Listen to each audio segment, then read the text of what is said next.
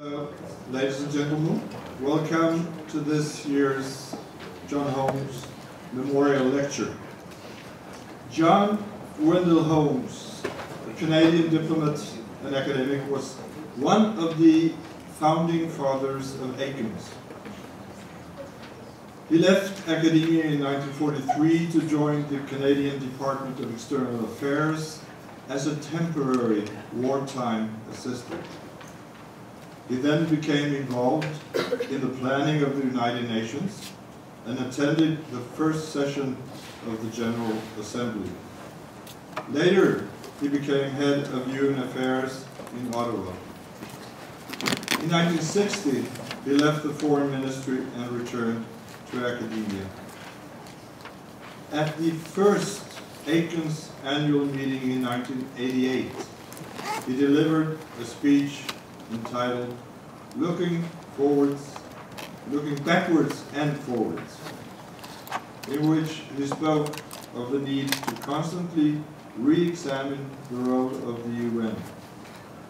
Later that same year, he died, and in 1989, Aikens inaugurated the John Holmes Memorial Lecture Series in his honor. And it's now a fixture at every annual meeting. After this brief background, and you got a little flyer where you can see previous John Holmes lecturers, I now turn to David Shore of the Stanley Foundation to introduce this year's speaker. David?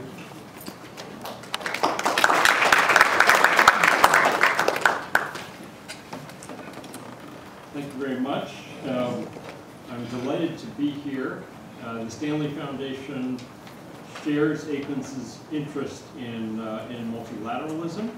If you're not familiar with the Stanley Foundation, and I know many of you are, we are a convener of dialogue discussion on many of these topics.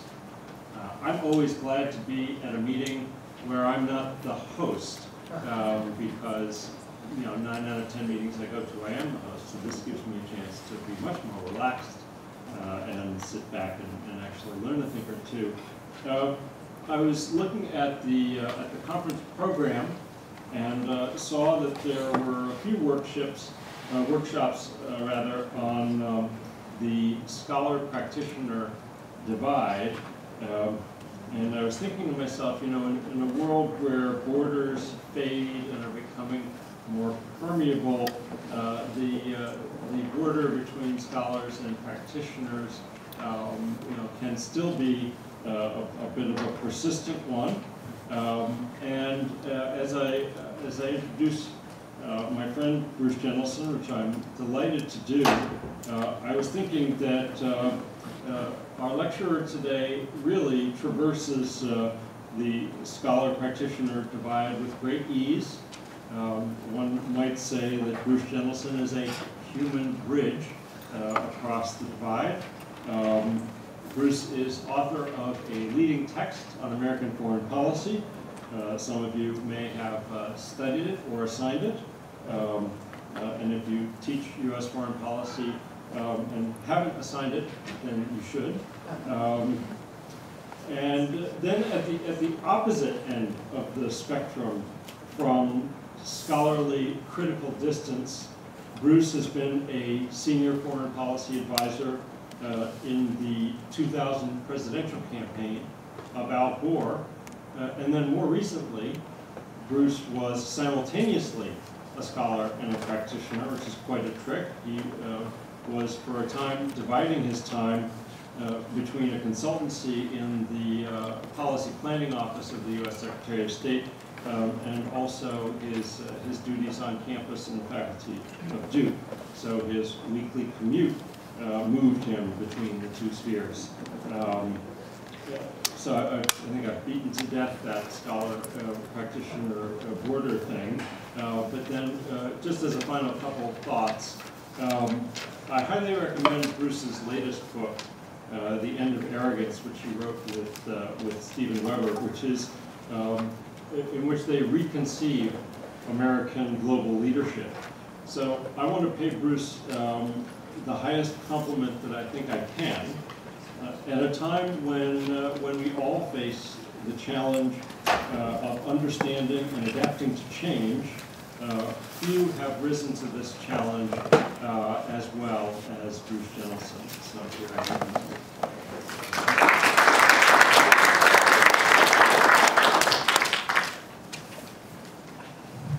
Thanks very much, David. I really appreciate your remarks. My appreciation for the invitation to the association and to the Stanley Foundation. And it's really a pleasure to be here, be part of the program with so many colleagues, some of whom I've worked with and others whose work I've benefited from. And it's a real honor and privilege to deliver the John W. Holmes Memorial Lecture and then to publish the article version of this in a journal, Global Governance, which I'm convinced is the journal that may have the title that best fits the 21st century. In thinking about what I wanted to say, consistent with what David was saying, I actually have always tried through my own work to understand that when I've been in the policy world, I feel like my own academic background, my intellectual work, has been beneficial, and also vice versa in the other direction, whether it's testing our theories, as it were, while we're doing policy work, or bringing back anecdotes to tell our students and the like. But the theme of this conference, of multiple multilateralisms, coming at a time that we do, really kind of captures, as I looked around at the program, some of the interrelationship between the intellectual and policy challenges that we face. Intellectually, we spend a lot of time and effort, and I used to say pages, but now I could say, bytes, I guess, as well, trying to get a sense for what's the structure and dynamics of this 21st century global era. I think it's also important, and out of that come a number of policy challenges, and they're interrelated. As an example, when I was working in the Obama administration, it's interesting, by the way, I should say, I was commuting every week. My wife called it the craziest form of multitasking she'd ever seen, where I was in Washington for 2 days a week, plus carryover, still teaching full-time at Duke, publishing books and the like. But the commute was actually not the hardest part about it.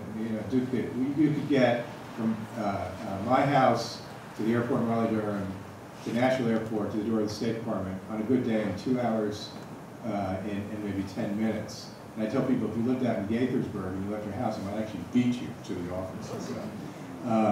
But it was very interesting, particularly in the first couple of years of the Obama administration, when it came time to do things like write the National Security Strategy, which is a big, important document, particularly at the beginning of any administration.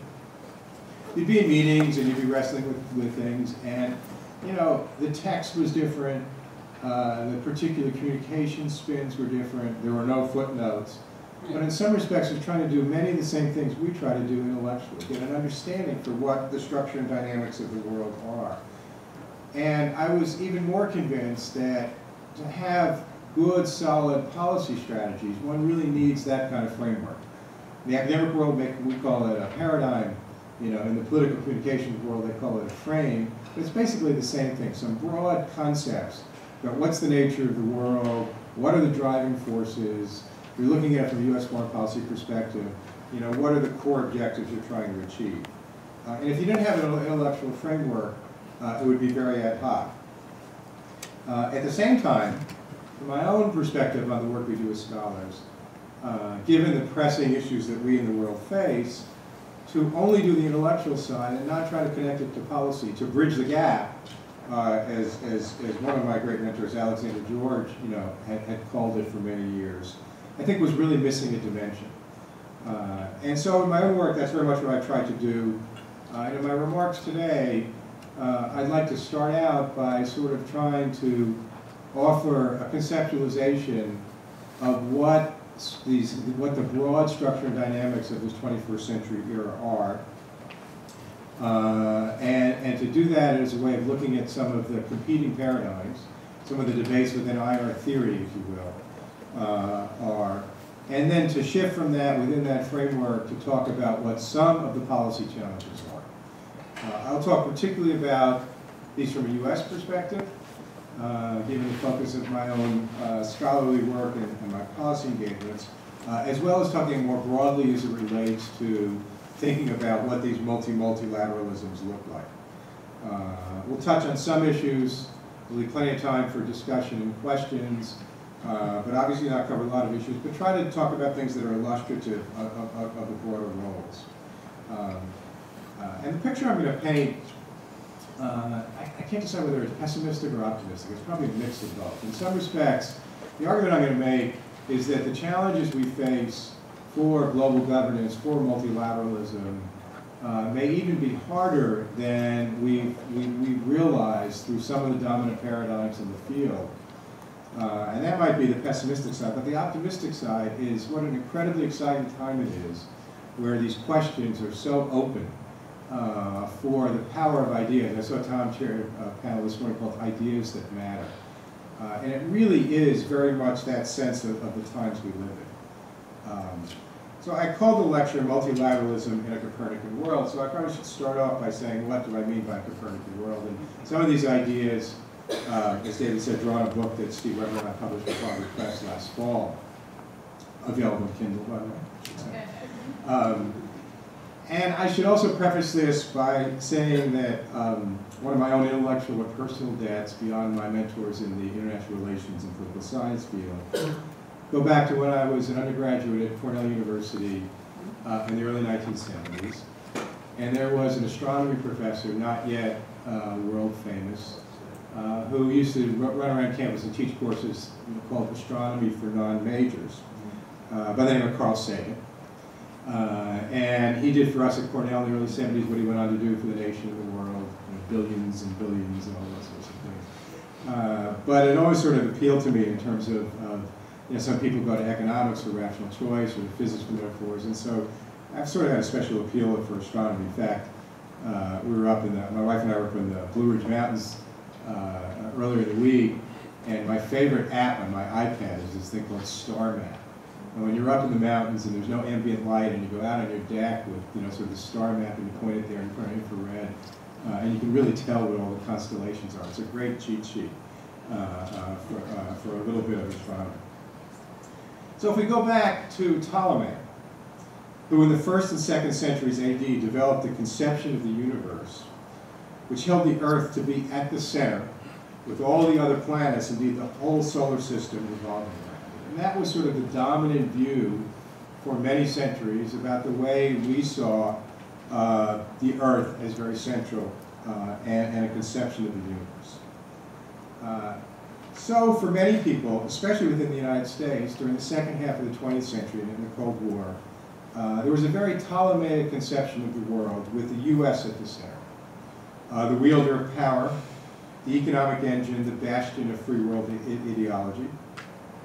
When the Cold War ended with the United States as the sole surviving superpower, the U.S. economy driving globalization, and democracy ostensibly sweeping the world to many seemed even more Ptolemaic.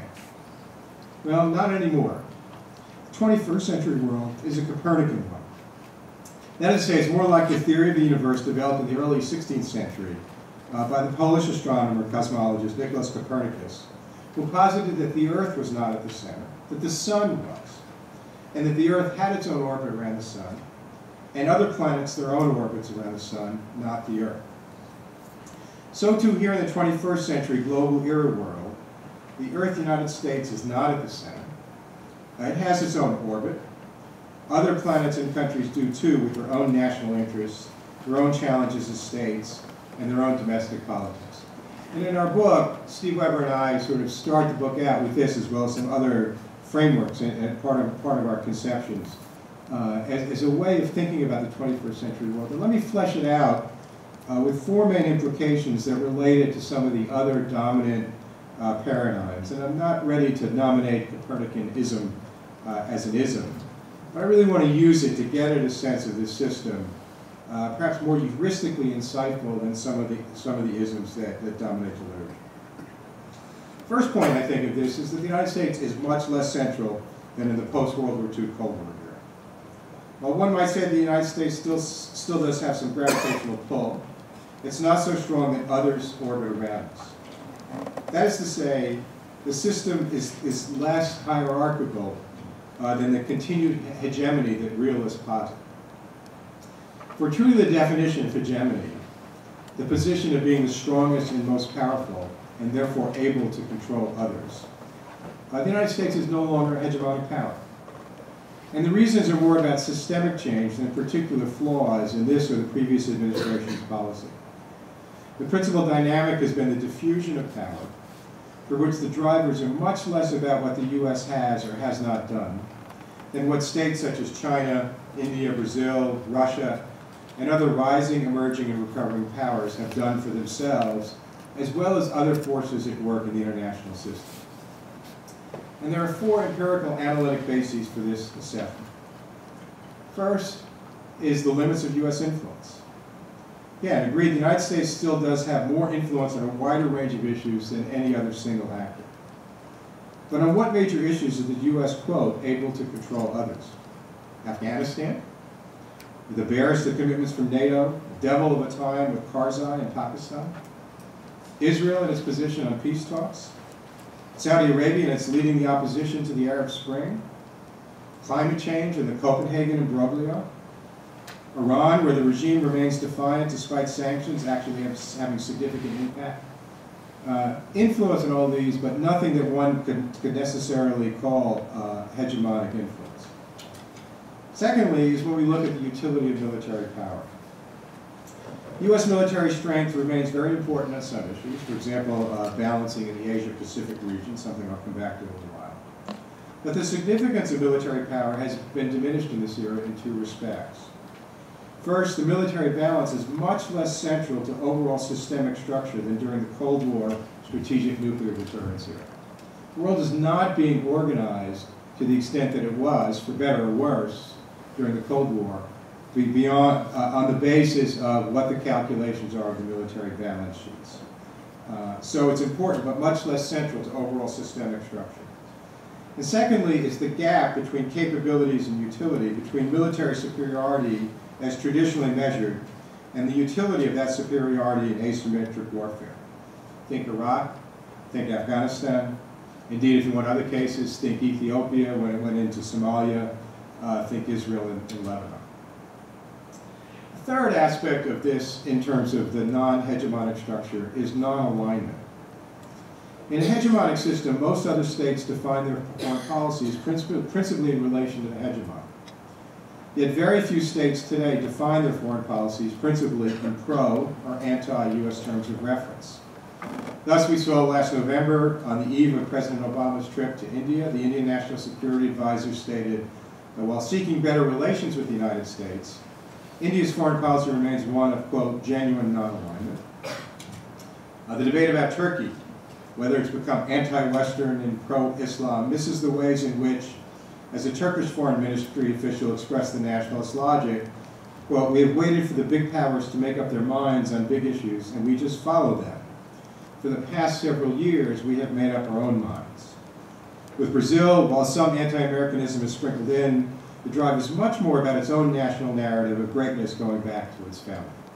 So the pattern we see is one of non-alignment rather than states defining their foreign policy to a great extent either pro or anti the U.S.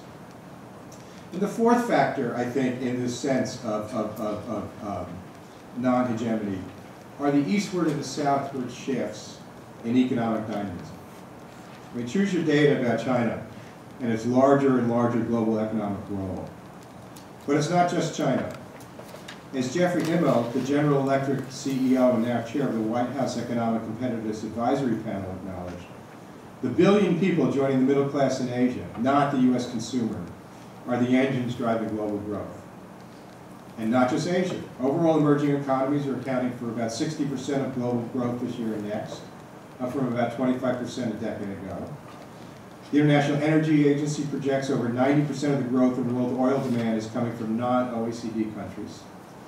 And overall, the U.S. share of global purchasing power parity has fallen over the last decade from 63% to 53%, and is projected to drop below 50% in 2013.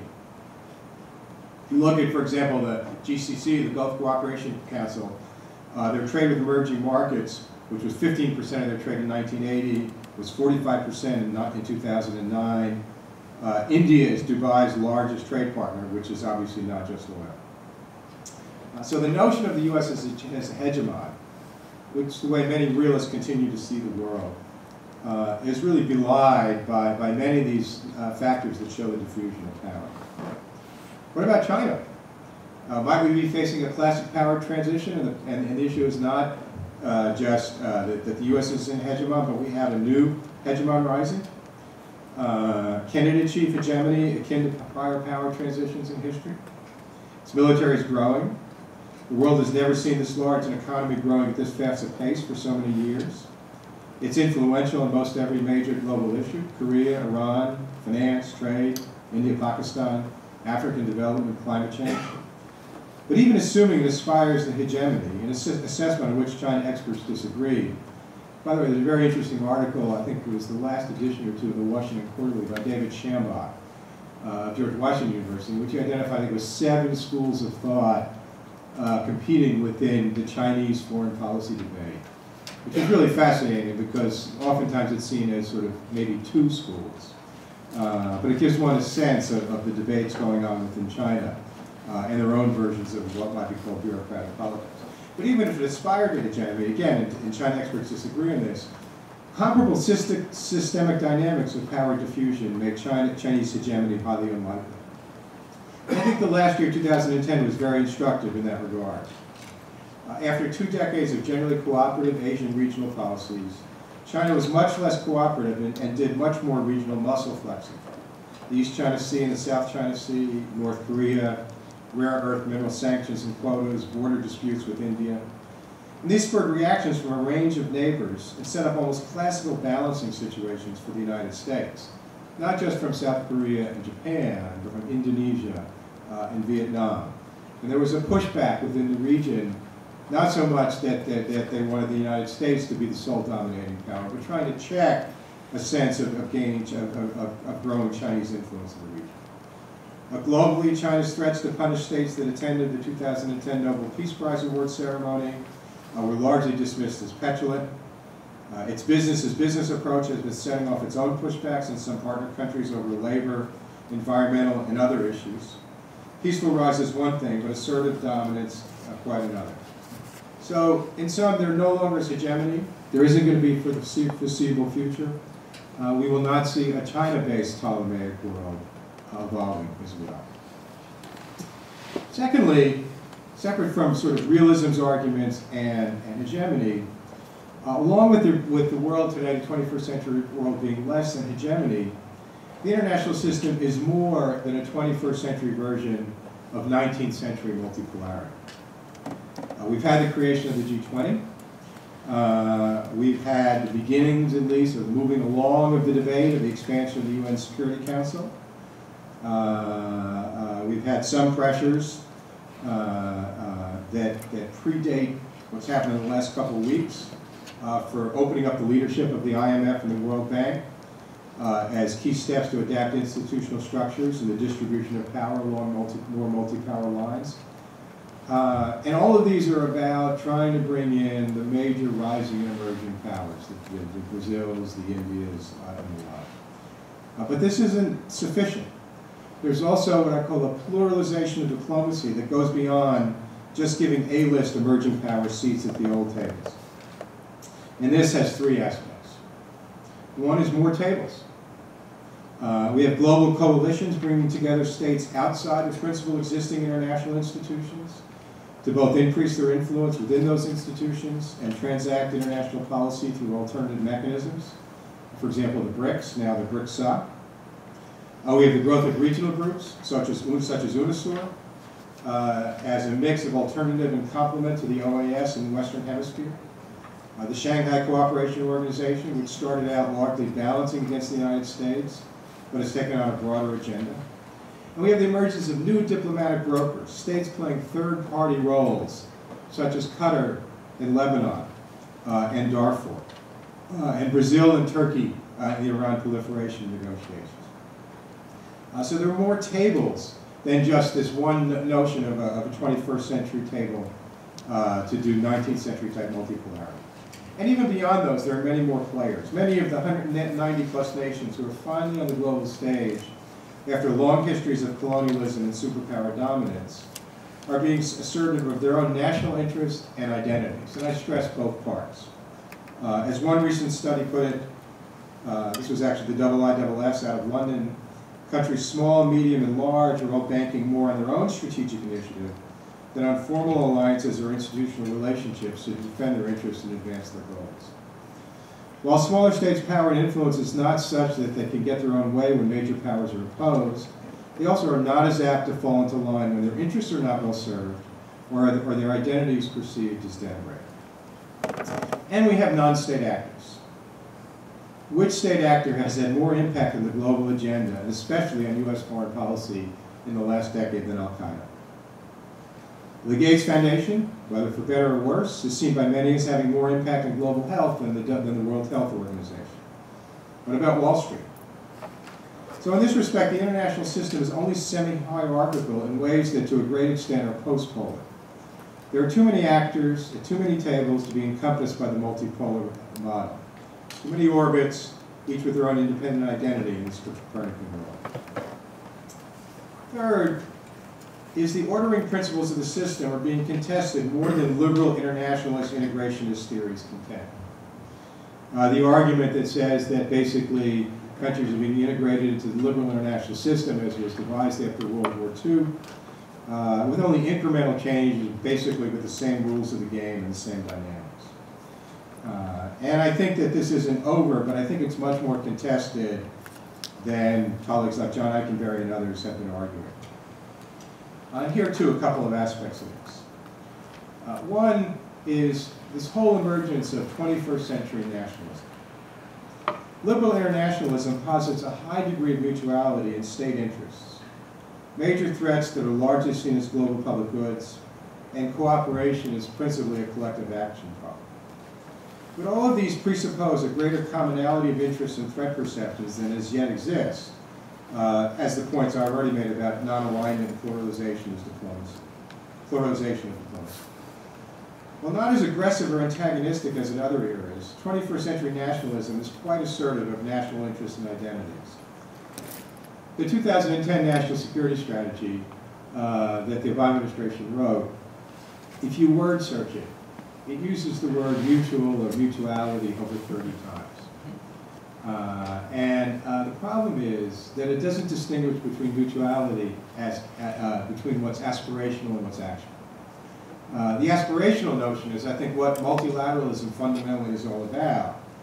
But in reality, I think we still see this notion of mutuality, and I'll come back to this concept a little bit later, is much more aspirational than actual. The collective action model, which many of us use in our writing and our teaching, really misses on 3 counts in terms of whether it fits the world where we are today. First, state interests are more divergent than is asserted. Different states have different interests on things like climate change. If you live in the Maldives, you're facing from rising sea levels the extinction of your country.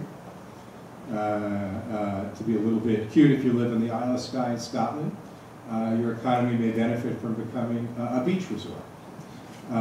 We think of climate change as a collective action problem. We want it to be. But state, as we saw at Copenhagen, state interests are more divergent than is asserted. Second is, on many issues, even where interests are shared, prioritization varies among states. This was an issue, for example, on the Iran nuclear proliferation issue, on the dust-up between the United States and Brazil and Turkey. A lot of conversations I had with the Brazilians. There were a number of things at work, but basically, they believe in non-proliferation. But it just wasn't as high a priority for them as it was for the United States, and so that was part of the factor that contributed to different approaches. And third, even when interests are shared and priorities are in sync, there often are significant substantive differences over strategy. If you compare, for example, the G20 meetings between the crisis management meetings in late 2008, early 2009, where there were shared interests and a basic agreement on strategy, with the meeting in Seoul last October. where there were fundamental differences. Nobody wants another financial crisis. But many countries there objected less to the question of the value of the Chinese currency than to the United States monetary policy, the quantitative easing, which was creating hot money and shocks for their systems. And so the notion of financial stability as a collective action problem in part broke down over significant substantive differences over strategy. Similarly with global public goods, again, something key to sort of liberal internationalism. I spend much of my own graduate course on globalization and governance with my students from public goods as almost a catechism, bringing out the gap between the ought and the is. How many of the issues that by their nature should be treated as global public goods are not yet. So the basis for cooperation that liberal internationalism has is not as much as it's often said to be. Another aspect of this is real questions about the sustainability of the Bretton Woods system. The Doha round is deadlocked, limping into its second decade, and the issues are more complex and difficult than is cast in the standard free trade protectionism dichotomy. Warnings are being sounded about currency wars, which, even taking into account some rhetorical flourish, do have sufficient substantive basis, along with other controversies, to raise questions about financial cooperation. While the dollar isn't going to be replaced, it's not going to retain its quasi-monopoly position. Whether this transition is stabilizing or destabilizing is its own question. The point here is trend lines towards systemic change. Can we really be that confident that the Bretton Woods system is sustainable? Again, the G20's role in the financial crisis exemplified the kind of cooperation the liberal order can produce. But this was, as some have called it, a fellowship of the lifeboat, which the more recent summits, Toronto and Seoul, made look more like the exception than the rule. And both the scaling up and generalizability of the G20 are questionable. Indeed, the fundamental balance between the state and the market, which by Bretton Woods rules and norms, and according to the prevalent modernization and development model, limited the former and maximized the latter, is being challenged. Not by neo-protectionism or neo-mercantilism, or even authoritarian capitalism. These are two dichotomies to capture the current debates and practices. It's more about different roles where you have that balance point between the state and the market. So while many people in the West argue that China's success is because it's become more capitalist, there's an element of truth to that, but there's an also element that it's balanced the role of the state and the role of the market. Similarly for India, similarly for Brazil, similarly for others. And we're seeing this more as a continuum than a dichotomy. And given whose economies are growing faster, whose financial sector plunged the world into the recent recession, and even in some sectors where the dynamic innovation is, like green technology, it's not hard to understand the appeal of alternative models. So that's at the economic dimension. Another key part of the liberal internationalist model is the notion of the attractiveness of the liberal democracy model. Look at the most recent report from Freedom House in 2010. It's the 5th straight year that, by their measure, global freedom has declined. Human rights, in the latter 90s, the EU position on human rights was supported over 70% of the time in the UN General Assembly. In 2008-9, it was down to 50%. The Arab Spring, we know that it was anti-authoritarian, but the notion that somehow democracy is going to spring forth like Athena from Zeus's head, at minimum, remains to be determined. And here, too, it appears that we may be seeing a variety of alternative models developing. Partly because when it comes to civil liberties and individual rights, there are many strengths to the liberal democratic model. But what about its policy capacity? How well can democracy deliver on the crucial problems societies face? In the US case, people talk about the partisanship in Washington, and you've heard that ad infinitum. I actually think it's a deeper problem. And it goes back to James Madison's Federalist No. 10, in which he wrote about beware the problems of factions. These are systemic structural issues that have brought a mix of policy paralysis and interest disaggregation. One of my professors at Cornell, Theodore Lowy, wrote his book, The End of Liberalism, in the late 1960s, in which he then argued that the fate of American liberalism was going to be undone by the power of interest groups. We see much of the EU welfare state gone amok. or the heralded color revolutions of the 2000s. The bloom is off the Georgian rose, the peel off the Ukrainian orange, the cedars felled in Lebanon. Sorry, I couldn't resist. On the other hand, in stressing the policy capacity measure, one can give due to the internal problems China has, yet still acknowledge the ways in which a system that has pulled hundreds of millions out of poverty in the past 20 years has its attractive elements, not to be surgically transplanted, but that are serving in various ways as models for other countries. So many of the underlying notions of the liberal international system, from the Bretton Woods system to liberal democracy as the model, to global public goods and collective action, I think are more open to question than that. And fourth, as a last point of sort of thinking about the nature of the system, is what I would call the state is dead, long live the state. For all the focus on international institutional architecture of global governance, the nation state remains the central unit of 21st century order. The global governance agenda is full enough and difficult enough, even if states are effective in their territorial domains and policy laws. When they are not, whether as failed or failing states, or in seeking to externalize their own costs and problems of adjustment, multilateral institutions are that much more burdened and undermined. In other words, that we need multilateral institutions, but unless we have capable states, as hard as the problems that are the domain of multiple multilateralisms, it will be that much harder. Moreover, the state remains the principal locus of 21st century disorder.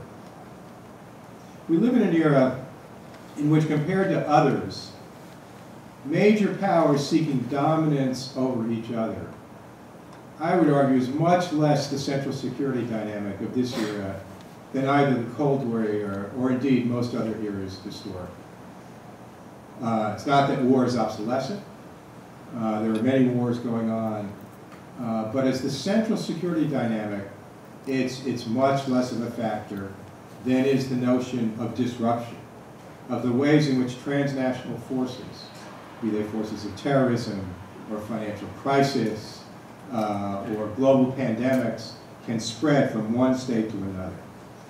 And so if in the Cold War much of global instability was outside in, that is the internalization into states with their own tensions and conflicts of the US-Soviet global rivalry, in today's world, while the major powers have their differences, not only is war between them not likely, but their competition is not the principal source of instability. The dynamic war is inside out.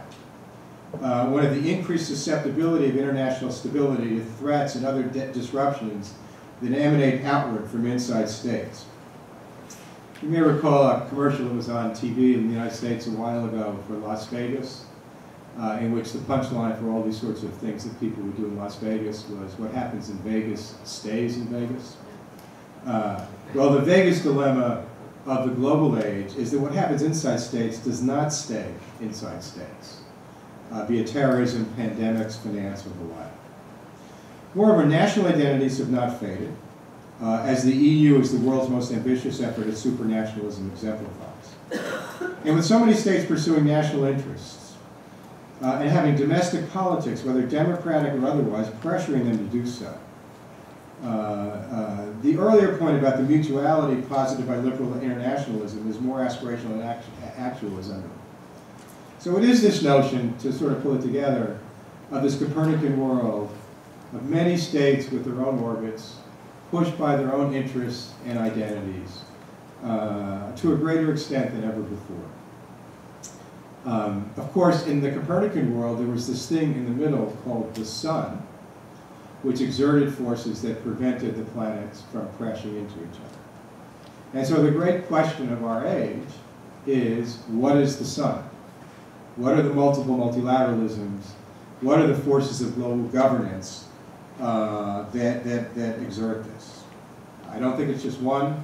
I think it's great that a conference that's part of the UN of Aikens has a title, Multiple Multilateralisms, which takes off from the point that while the UN may be the single most important global institution, that what we have and need to have are multiple multilateralisms, formal and informal, regional and functional, and the like. So this kind of brings me to to try to tease out some of the policy implications of this. How do we achieve the equivalence of the sun in this world? There are a lot of pessimistic views out there. Realists like John Mearsheimer are convinced that the United States and China will clash in a classic power transition. Gideon Rachman, the College Financial Times, published a book recently called The Zero-Sum World. One of your colleagues here, Jennifer Clapp, I was with a conference in Paris a week or so ago and gave a great presentation on mercantilism in terms of food security and states buying up and leasing up land all over the world. And so there's a lot of challenges out there and a lot of forces that make this kind of cooperation that we need, because the fundamental notion is that no state, not even the United States, there are very few problems that any state can solve on its own in the global sphere. In terms of the U.S. role, I think that one of the most seductive deceptions of the Bush years was that once he was gone, America would regain its global reputation and place of leadership, and all would be well. But the world was changing in many ways that would have been in play even if there had not been a George W. Bush, and have continued even though there is a Barack Obama. Consider, for example, the paradox of reputation. As much as neoconservatives tried to deride concerns about Bush's damages to America's global reputation as liberal feel-goodism, there were quite tangible foreign policy impacts. For example, the domestic political opposition in Turkey and India that constrained their cooperation on the Iraq War. But while the Obama administration was being strategic and not sentimental, in seeing how reputation restoration would reduce this basis for opposition to U.S. policies, it has overestimated the support-inducing effects of more favorable dispositions towards the United States. The paradox is in it being more the case that negative reputation leads to non-cooperation than positive reputation makes for cooperation. There was this big study done by an American Political Science Association commission a couple of years ago, which really, it came out I think in 2009, and it really sort of bought into this notion that if we cured reputation, that it would bring more cooperation. But for all of the Copernican world reasons I was talking about, the diffusion of power, national interests, national domestic politics, negative reputation leads to non-cooperation more than positive reputation makes for cooperation. In the United States, we're still very much into this bipartisan trope of choice of America as the leader. Well, it's much too Ptolemaic for a Copernican world. So if you do a word search in the National Security Strategy 2010, and I stress this because it's something I was involved in, and it's always good to criticize things you kind of roll in, not just things that others do. So if you word search the word leader or leadership, it's in there about 60 times. There's no question the United States does need to play a leadership role in many aspects of the world. But I think what we need to move towards are sort of conceptions of comparative advantage and divisions of labor when it comes to global governance. Whether because of historical relationships, priorities of interests, factor endowments, issue area specializations, or other aspects, different states have different comparative advantages for taking the lead on different issues. It needs to be generally acknowledged that despite the prevalent presumption that America must always be in charge, effective leadership is not always centered in Washington. That's actually a quote from a report that a group of us wrote during the 2008 campaign for a paper we titled Strategic Leadership. It's a group of Democrats who both were policy and academics, myself, Andrew Slaughter, Jim Steinberg, a number of people who've taken roles in the administration. We actually at the time called ourselves the Phoenix Initiative, like Phoenix rising from the ashes of the Bush years. But we tried to make the point that the prevalent presumption that America must always be in charge, effective leadership is not always centered in Washington. And I come back to this notion of divergent strategies. Okay, the United States does not have a lock on these strategies. And frankly, I think even in this administration, there has been a tendency in many aspects to pursue cooperation by saying what sometimes, when I get really upset, I would sort of call Bush did nasty unipolarity, and sometimes we do nice unipolarity. That we ask for cooperation in a more friendly way, but it's still basically around U.S. strategies. Division of labor is not being taken so far as to risk application, but the demand for global leadership is greater than the supply that any one nation can provide. So one of our political problems in the United States is this whole debate that's rearing its head again about American exceptions. Okay, and it's happening to a great extent on the Republican side of the street. You know, if you look at Sarah Palin, Newt Gingrich, Mitt Romney, they're all invoking that old notion of the city on the hill. Now, there's many aspects to that are problematic. We can talk more about that. But fundamentally, and the argument that we make in our book, is that the key to the success in the 21st century is adaptation, not restoration. And one needs to adapt one's strategies in pursuit of one's own national interests, as well as performing roles like global leadership, to the structures and dynamics of the 21st century. And that part of what's happening, and some of the dynamics, is that the appeal to American exceptionalism is often being used politically as an anesthetic to sort of ease the pain of a complicated world, rather than a stimulant. And among the issues that the United States has to resolve is the long-standing tension when it comes to the United Nations and other multilateral institutions between prerogative encroachment and policy enhancement. That is, does multilateralism enhance U.S. capacity to achieve policy goals more than the constraints on freedom of action and other impediments encroach U.S. prerogatives? This has been at the core of U.S. debates about the UN and multilateralism for a long time. Whatever the balance point might have appropriately been in the past, the nature of the era is such that there is much more to be gained from enhancing international institutional capacities than is lost from the limits on institutional prerogatives. So a key part of this is being even more proactive in opening up the leadership of international institutions to greater 21st century representatives. President Obama went to India and announced that the United States would support expansion of the Security Council for India. First of all, the most amazing thing about that was the secret was kept. There was a lot going on, and somehow it never leaked to the press or anywhere else. And when he made the announcement in front of the Indian Parliament, it was very dramatic. My own view, and again, this gets into a whole range of issues, is there are complications with Security Council expansion. But the fundamental legitimacy and capacity of the Security Council requires it being more representative of the 21st century. I think it's going to happen anyway. It's strategic to be a part of making it happen and get some of the credit and have some shaping effect. I think support for the shift from the G8 to the G20 was a part of this. I think we should be out front now, and in fact the last couple of weeks was a perfect opportunity we haven't taken to say we think the next president of the World Bank should be open on a merit-based basis and not reserved for an American. And oh, by the way, the IMF should have been anyway when the time came, and I think surely should be now. So I think in terms of the way we approach international institutions, this administration has been more supportive of them, but I think there's some elements we need to go to that would make us even more so. Just a couple of other examples to flesh out this shift or some of the issues that the United States faces with some of the hard choices we face in trying to figure out adaptive ways to play leadership. The Middle East is obviously full of examples. One of the last memos I wrote while I was in the State Department in December, which is pre-so-called Arab Spring, said the U.S. Middle East policy wasn't in crisis, it was in crises. That the Arab-Israeli peace talks were going nowhere, U.S.-Israel relations were in rough shape, Hezbollah had become a part of the government of Lebanon, the issues with Iran were far from resolved, and that we really needed to do some sort of a strategic assessment of where we stood. I think the events of the last 4 or 5 months underscore that fundamentally. And I think what we're seeing, and what's very dramatic to me, is that while there's been something of a regional trend, that the dynamics are taking different shapes within each nation.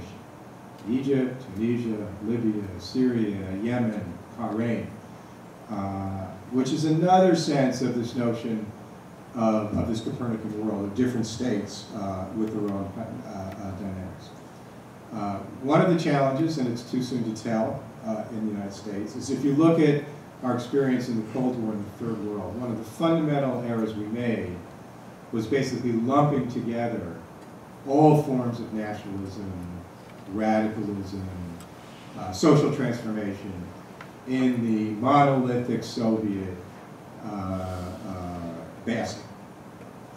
As we look at the Arab world and political Islam and the other forces of political change, one of the crucial tests is going to be the capacity to make national differentiations. My own view is political Islam is here to stay. It will take different forms and have different impact in different countries. And that one of the tests for American policy is, are we able to make those national differentiations and oppose those forms that are fundamentally antithetical to our interests and our values, and work with those forms that might not be our first choice, but have their own dynamics and bases of support in the region. There's a wonderful quote, wonderful because it's very dramatic, from the American ambassador to Guatemala in 1954 when the CIA helped pull the coup that deposed the Arbenz government, which had been democratically elected and was nationalizing property of companies like United Fruit and was leading left somewhat in its global relationships, in which he was asked, well, how do you know they're communists? And he said, well, it's very simple. You apply the duck test. You know the duck test. If it looks like a duck, and you see it swimming the water with other ducks, and hanging out in barnyards with ducks, then you know it's a duck. And I've just actually finished a piece that's going to be in Washington Quarterly next week called Beware the Duck Test, which basically takes that as a framework for what not to do as we approach the Arab world and the Arab Spring. We have to fundamentally rethink. For many years, we tried to balance the notion of, he may be an SOB, but he's our SOB for the relationships with many governments, and the quote that came from John Kennedy, those who make peaceful change possible make violent revolution inevitable. And it was a balance that always had its tensions and contradictions. Well, now the gulf between the two has gotten so wide that it's impossible to maintain. And I think it's both for interest-based reasons as well as values-based reasons that we need to be supportive of the forces of political change. So these are some of the examples. There are more, but I want to kind of wrap up, that face sort of the U.S. as we try to cope with this. More broadly, as we think of the broader changes of multilateralism,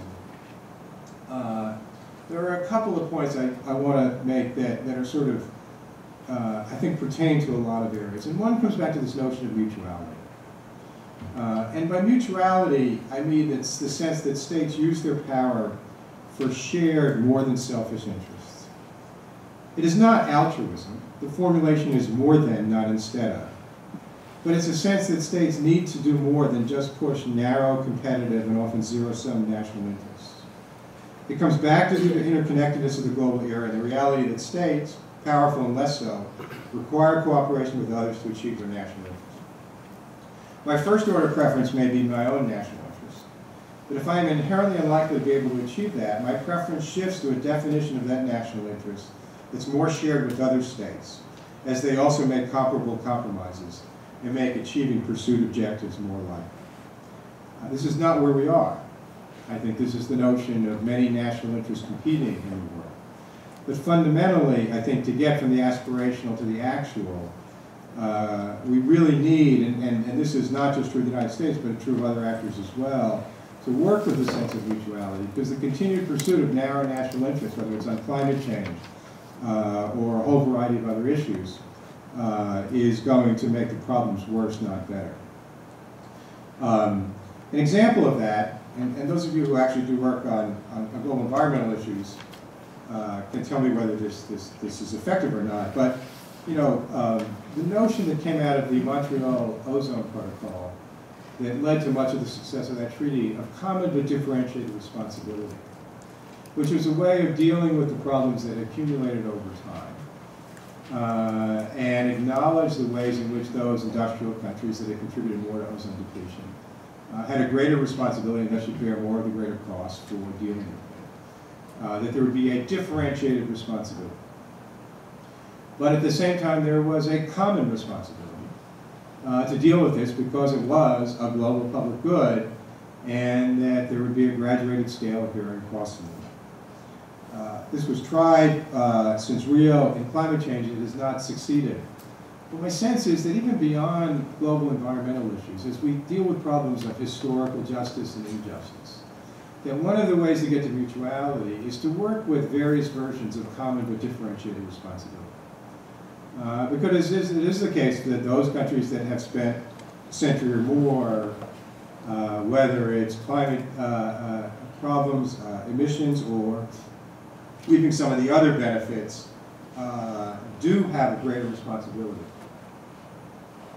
But the reality is that if those countries took care of their emissions and some of the newly highly emitting countries did not, it wouldn't solve the problem. And I've been wrestling with the idea of how one works with this concept in a whole variety of areas, because I think it may have a way of balancing this notion of mutuality that allows countries to say in their own domestic politics that yes, we're defending our national interests, no, we're not giving anything away, but there's a shared need to work together on this. And that is one of the core principles. A second one, I think, comes back to the notions of state sovereignty. Much of the work on responsibility to protect and many other issues have been really trying to get at this. But balancing the rights and responsibilities that states have that come with state sovereignty, not only as it relates to the R2P issues, and those are not only military intervention, but they have many, many other aspects. But they also relate to things like pandemics. And when the SARS epidemic started, and the Chinese government was initially not particularly willing to share information about it with others, yet it could spread to others. We're looking at this developing on the E. coli now in Europe as there's a question. The rights of a state for things that are part of this Vegas dilemma, that don't stay inside the states, require a balancing of the rights and responsibilities that states have. That states have an outward responsibility to the international community, as well as an inward responsibility to their own peoples, such that the international community cannot continue to readily accept the invocation of state sovereignty as a normative barrier behind which interstate aggression can hide. So much of the killing and violence is inside states, which doesn't mean, stress this, that whether it's the United States or NATO or anybody else should run around, military intervening everywhere. But it does mean we as an international community, if we're not serious about the responsibilities of sovereignty as well as the rights, it's really going to be hard to genuinely become and function as an international community. The last 2 points, I think, along these lines are the need to come back to something I said before for capable states. Whatever the architecture of the international level, if you get that absolute perfect, if every one of our panels came out in multiple multilateralisms with a design for proliferation and for terrorism, for food security, if we don't have capable states that have the policy capacity and legitimacy inside their states to deal with the things that need to be dealt with at the state level, we will never be able to achieve through any international architecture sufficient cooperation at the global level. And that's not just failed states, but it comes back to externalizing the cost of adjustments, policy capacity. Okay, one of the lessons, I think, from the 2007-8 financial crisis was the ways in which the flaws in the U.S. system of financial regulation, in incentive structures and all sorts of other things, externalize the costs. And much of the world has been watching and waiting, not particularly happily, to see whether we develop the policy capacity to try to handle those kinds of financial issues so that they don't outflow as well. So it's real urging as we think at the global level for capable states. And the last point, appropriate for a conference, one of which the sponsors is CG, is policy innovation. What in a piece I wrote a number of years ago I called tough love multilateralism. That again, one of the, I think, the problems of the Bush years was with the John Boltons and the like, running around, they've gone away, they're not in the White House anymore. There was so much of an effort to try to be an advocate for multilateralism against unilateralism that there wasn't enough attention to the question of how do we make multilateralism work. And that those, the advocates, whether politically or intellectually, of multilateralism, need in some ways to do the tough love, to figure out how the systems and the structures and the institutions that we work with can deliver not just on process-based legitimacy, but on the substantive legitimacy that comes with the results of orientation. And I think whether it's, books by people like Michael Barnett and Marty Finnemore about the pathologies that institutions have in and of themselves, this is a really important part as another factor in trying to create this notion of the sun. Talking to our individual publics about this is very difficult, whether it's in the United States, where we're still debating whether climate change is a problem, let alone what the solutions are, or using American exceptionalism as an anesthetic, not a stimulant, or in China, where some of the blog community is actually more the right and nationalist than the government on right, or any other country is very difficult. But I think one of the challenges for us as intellectuals and in policy capacity is to try to convey in ways that have a solid intellectual and policy base, but also speak to publics about this notion of a global world. I often think of Amartya Sen notion of what he called sort of multiple identities. We will never see ourselves as global citizens, I don't think, as far as I can see in the future, and not have our national identities. I think Europe is a very good example of that. I think in the United States, I've been living in the South for the last 10 or 12 years, and there's a real strong regional identity there. I'm a New Yorker. I have friends from Boston who I won't talk to when the Yankees play the Red Sox, right? There's all sorts of identities that are there. But Amartya Sen has often talked about the need for multiple identities and the ways in which we can have our local identity, our national identity, and continue to cultivate this sense of a global citizenship identity. It's difficult, but I think it's possible. And fundamentally, I think it's necessary, because without having that, we won't really have anything that can function like the sun does in the Copernicus universe, to try to hold these multiply orbiting countries and others in orbits that allow us to not crash together and complicate problems anymore. So, with that on the table, I welcome any thoughts or questions or points you'd like to take. Thanks very much. We're going to let Bruce recognize questions from the podium. Thank you very much.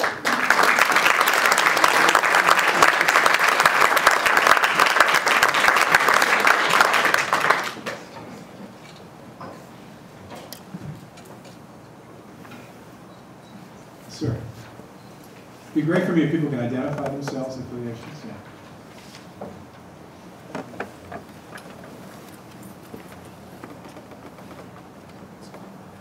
Thank you.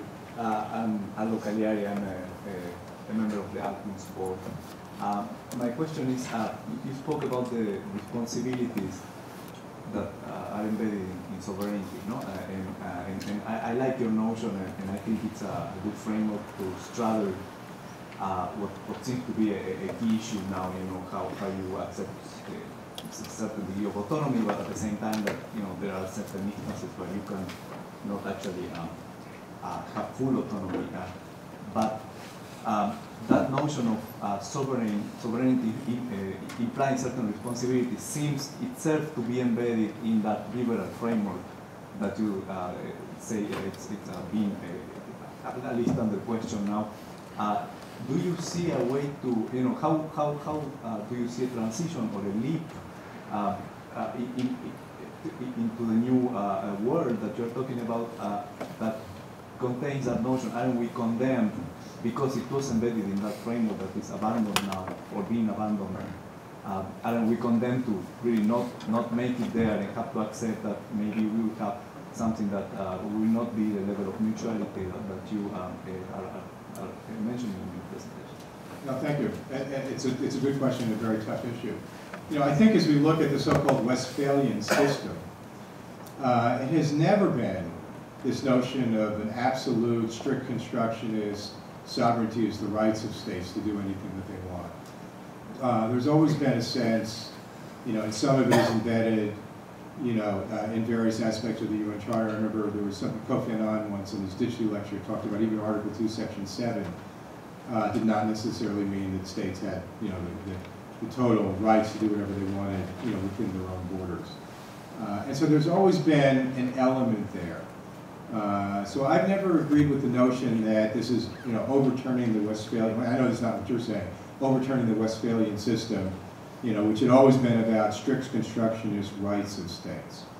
I think that it has been probably the country that has the most difficulty making this argument has been, the United States, because it's often seen as a cover story for Western imperialism and interventionism and the like. And I know, if you go back to the work that the Evans-Senoon Commission, Gareth Evans-Senoon did on the original International Commission on Intervention in State Sovereignty that began to develop the notion of responsibility to protect, coming out of the experience of the 90s and Rwanda, and Bosnia, and Kosovo.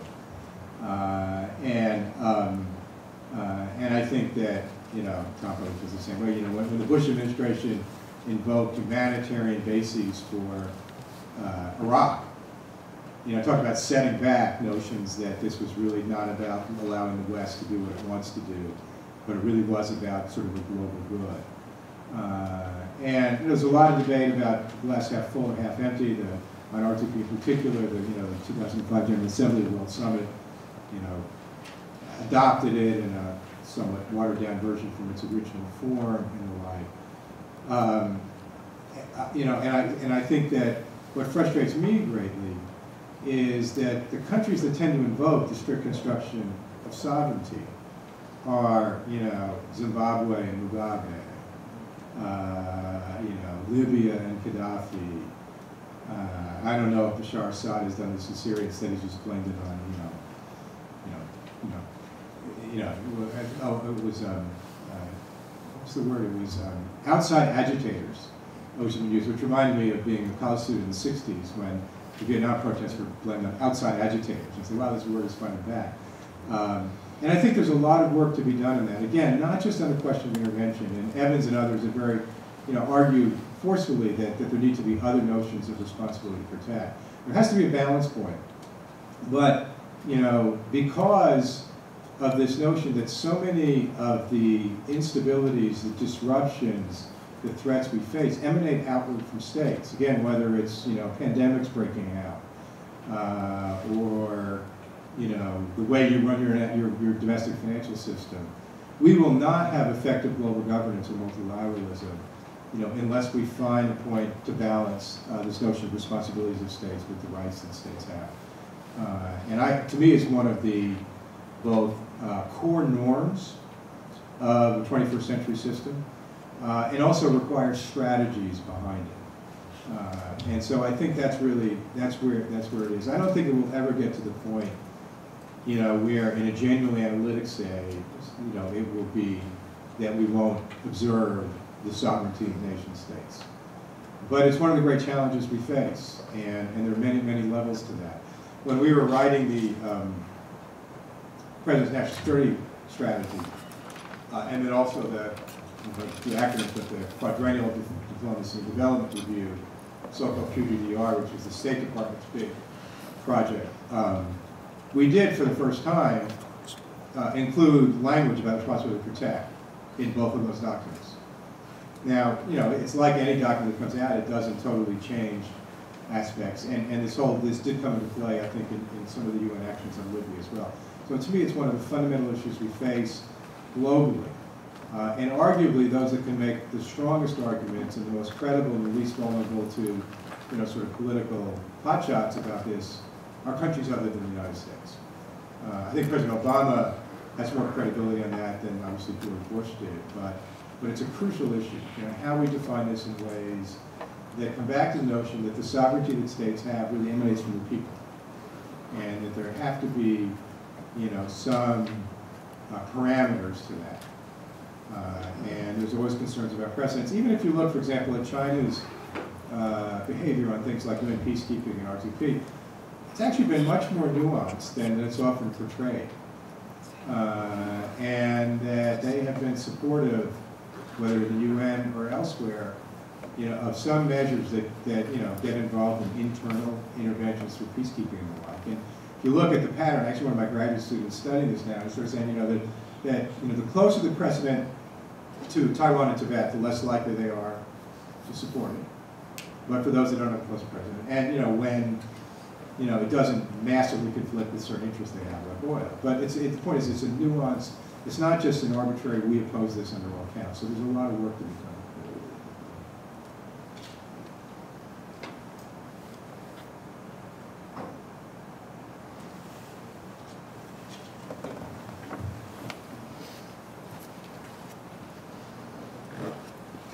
I think, my name's John Trent from the University of Ottawa. I think that probably you're getting so few questions because you've built such a brilliant portrait of the world, word portrait of the world, that all of us are... We're the neoconservatives, something comes hard to take it on. So you build a portrait of a very complex world, and one that there, because of its complexity, that makes it very hard to deal with. And I just wanted to ask you, perhaps, to go beyond your conclusions, which ran more along the line of how the United States should strategically deal with this. See, I'm sure that also in your thinking group in the States and yourself, you probably thought about, well, where is the world's strategy now beyond the United States? Are we condemned to simply muddling through for another period of time if we can persist? So there's my question. Sure. What I liked about the theme of the conference, multiple multilateralisms, was it was getting away from a single grand design, which I think some of the thinking for a while, generally in our communities, was about. And my sense is it's almost like one reference to notions of supply and demand. The demand for global governance capacity is greater than the supply any one nation can provide.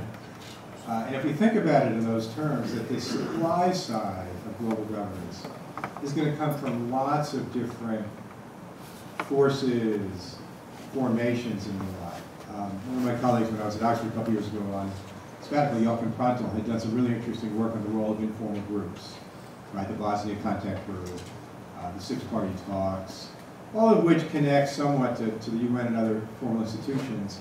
It was making an argument that informal groups are part of these multiple multilateralisms, NGOs and the like. So I think in some ways it's going to be accumulated efforts. And I didn't want to underappreciate progress that's been made in the world, whether it's in the last decade or even longer. But part of my sense was beyond the United States, and the themes of mutuality, rights and responsibilities of sovereignty, helping build capable states, for me, were much broader. They meant those more as part of the agenda for the global community.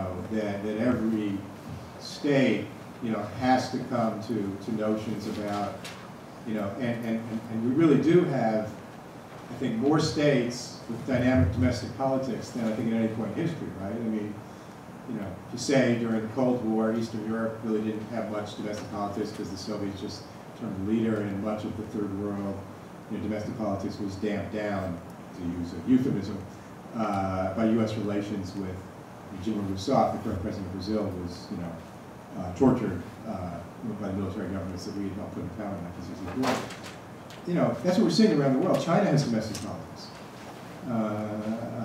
All of the Arab world has domestic politics now.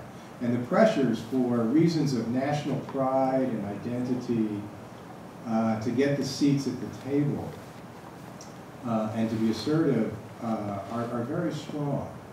And so mutuality has to be a conception that we work with, recognizing that there's a gap between the aspirational and the actual, each within our own cultures and politics. So that goes well beyond the U.S. And that's sort of a bottom-up kind of thing. How do we inject that? I mean, I've spent time in American presidential campaigns, and I've written campaign speeches and the like.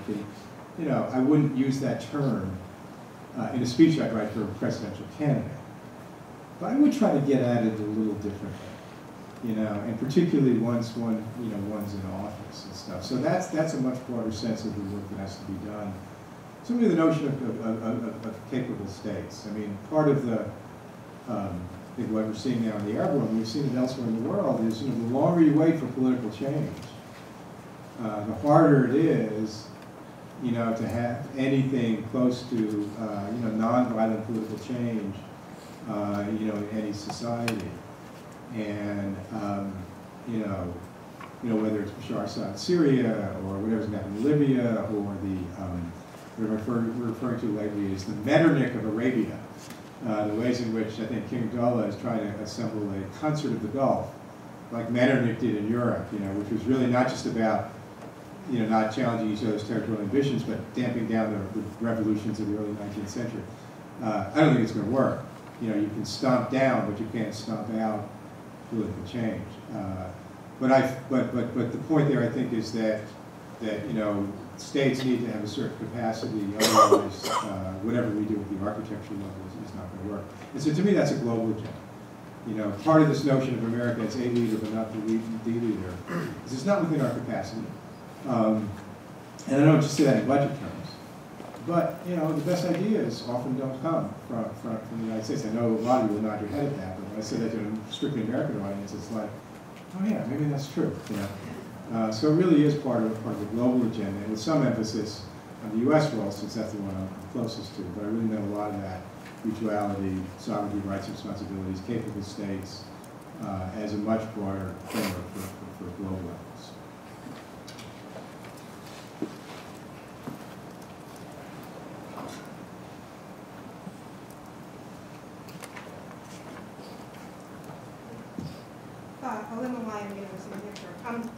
I was thinking about two things in regards to your discussion. One is about Copernicus and the other is about China. If I remember correctly, just using your analogy a little bit further, Copernicus's his experience after talking about a heliocentric universe was not a very good one. And it took years and years until the telescope came along for his ideas to be verified. And so there may be a considerable time lag and some rather unpleasant moments, perhaps, between now and the creation of our analytic telescope. So there is my comment, just to build on your particular metaphor. My question is about China. It's actually not my question. It's a graduate student of mine's question. He is quite convinced, despite my greatest attempts, kind of coming at him from a liberal internationalist perspective, that China is indeed seeking hegemony. And he will come back at me time and time again with all these indicators, and I come back at him again, time and time again, with all these indicators, say, no, this isn't that. So, and you had mentioned this, although you didn't elaborate as much as I'd like. And so my question to you is perhaps you could elaborate a little bit more on why you think that we're not moving into a unipolar system with China as the hegemon. Sure. On the Copernicus, you're absolutely right. In our book, we end the first chapter, we introduce this metaphor. This is our end of arrogance. The rest of it was American to global competition of ideas, and the argument we make in the book is that, the whole war of ideas notion that came out of 9/11 was right about how much ideas matter in global affairs. Was wrong about it being, freedom versus fundamentalism. It was really much broader than that about globalization, and was the wrong metaphor. It's really more it's more a market than a war. You don't win decisively in these. But you're right, and the quote we used was, there's a quote from Copernicus when he's going through, some pushback, shall we say, about the truth being hard to take, but it's your obligation to put it. And then afterwards I found this great quote from Goethe, which he sort of says, Copernicus' ideas were one of the greatest revolutions in human thinking, and it did take a long time. And I'm not using that because I don't want to imply that my use of Copernicus is the greatest ideas in human thinking. But those are the senses that you're picking up on and how difficult it was because it ran against. And so in the United States, we've been fascinated. We give talks on the book in a number of different places, U.S. and different countries. And in the US, you still have this declinist debate. Right? Oh, so you must be a declinist, right? And we actually say, no, the true declinists are the denialists. Because if you deny you have a problem, whether it's as a global actor or in your personal life, you're less likely to be able to deal with your problem. It's likely to get worse. But we do get that pushback along those lines. And so there is a sense, and that's why to me it's a positive, the argument in the book is a positive, along these lines, there is a positive role that I think would be in U.S. interest to play, and I think would be beneficial to the world. But it is more Copernican than Ptolemaic. On China, the question of what China wants, and I'm not a China expert, so I've been trying to learn from people. I mentioned the David Shambaugh piece and others who are, I don't think China knows. And what struck me about this most recent piece by David Shambaugh is this identification of sort of 7 schools of thought. And Rosemary Foote and Edgar Walter from Oxford and ELC have an interesting book about China too. And so one question is, it's contested. Are there actors within China that would like to be hegemonic? I think the answer is probably yes. Will they prevail? Are they dominant now? I think the answer whether they're dominant now is no. Will they prevail? I don't think so. But for me, the fundamental point about the system is, and that's why I use the example of 2010, is I think we live in an era in which that kind of domination role, that kind of hegemonic role is no longer possible. And that's where you get into what are systemic checks. So when China became more assertive in 2010, much of the region had started in the 90s wary about China's rise and had found that, they threw their weight around, but they were, in many ways a helpful regional actor. And then you had a whole variety of incidents, the South China Sea, the rare earth minerals, defending the North Korean regime more than it had for a few years. And you got this pushback. Secretary of State Clinton went to, it was the ASEAN meeting in July of 2010, and it was Vietnam and Indonesia were saying, we need you to kind of help us push back. It was a classic balancing. They were also saying, if you overplay your hand and try to make this for just U.S. bilateral gains, we won't support that either.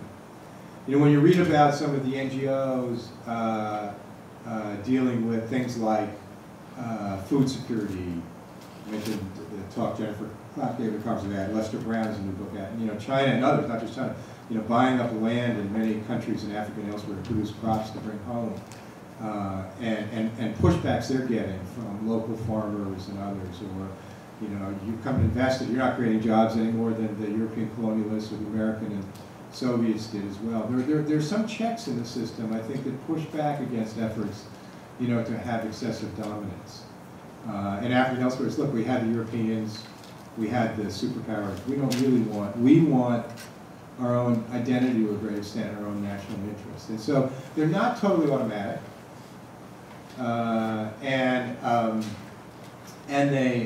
So they require things like some balancing, as we've seen in the ASEAN sphere.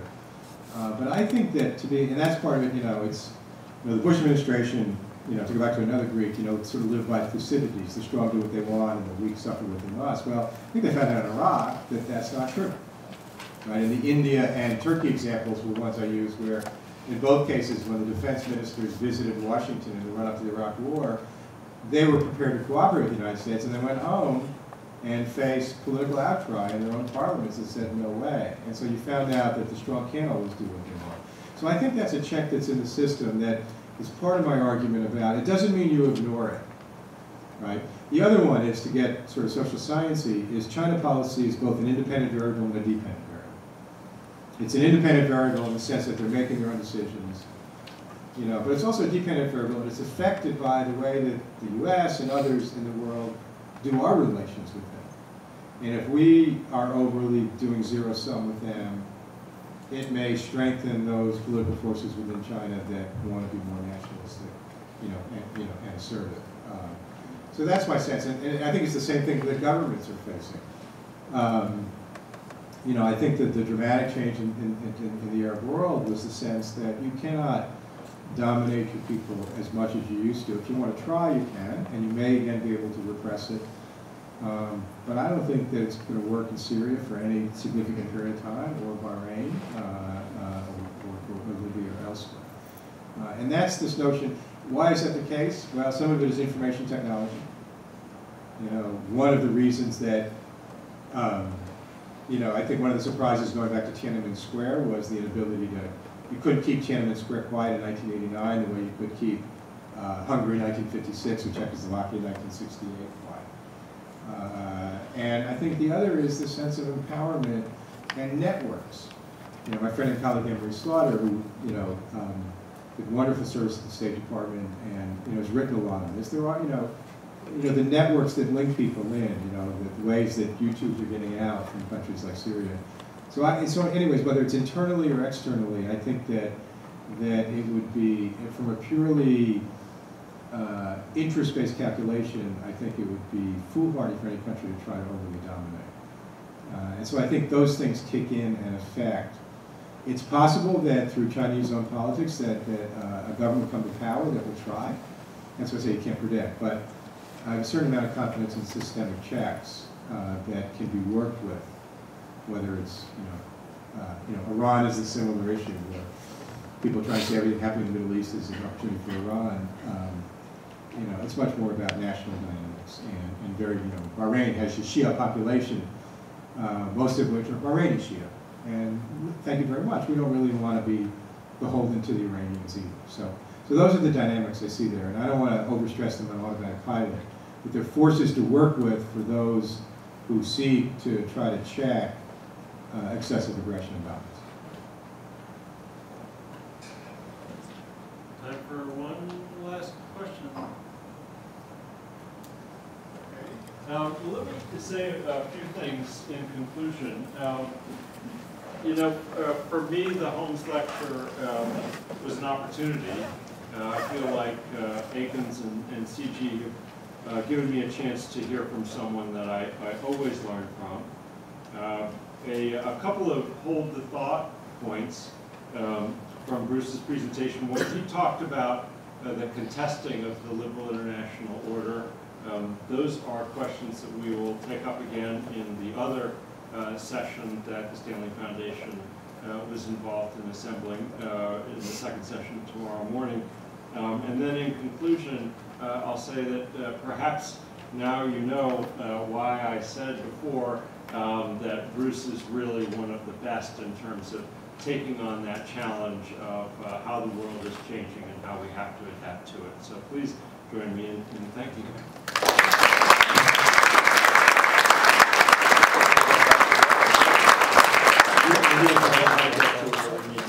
Well, I want to add a few words of thanks both to Bruce for delivering the Holmes lecture and to David and the Stanley Foundation for sponsoring it.